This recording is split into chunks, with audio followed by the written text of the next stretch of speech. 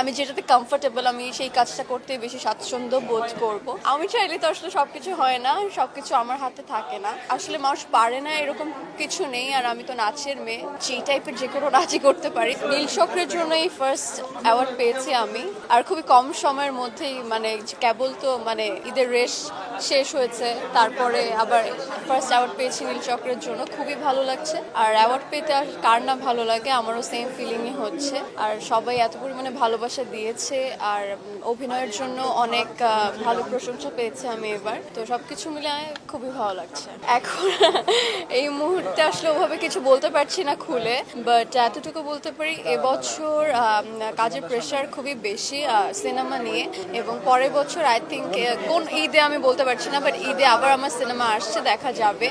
2-3টা কাজ নিয়ে আসলে এই মুহূর্তে খুবই বিজি সিনেমা নিয়ে। তো আর আমি চাই যে ডিরেক্টর প্রডিউসারের মাধ্যমে আসলে ঘোষণাটা আসুক, আমি না দিই, এটাই বেটার।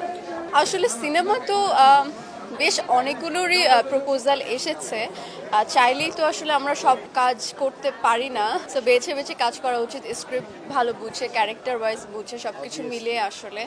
তো অনেক কাজে আসলে কো অ্যাক্টর মিলে যায় বেশ কিছু জায়গায়। এখন সবকিছু মিলিয়ে যদি আমাদের কাজটা হয়, তাহলে অবশ্যই ইন ফিউচার বা কিছুদিন পরে দর্শক আমাদের আবার একসাথে দেখতে পারবে, আর অন্য সিনেমা অন্যদের সাথেও দেখতে পারে।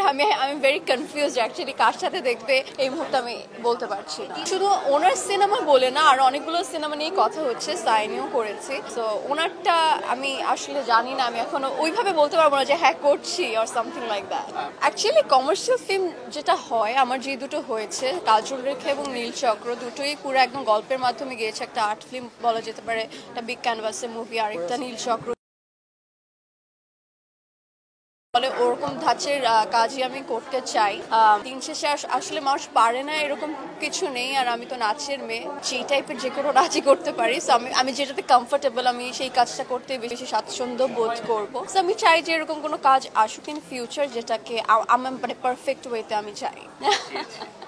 আমি চাইলে তো আসলে সবকিছু হয় না, সবকিছু আমার হাতে থাকে না, সো দেখা যাক। আসলে কাজের ক্ষেত্রে আসলে যেমন কাজল রেখায় আমাকে একটু গেইন করতে হয়েছিল, কারণ আমি তখন অনেক শুকনা ছিলাম, বড়বেলার কাজল রেখাকে সবাই চেয়েছে বড় যেন একটু দেখায়। সো আবার এখন যে সিনেমাগুলো এসেছে সেখানে বলছে যে অনেক ওজন কমাতে হবে, সো আমি সেই চেষ্টায় আছি।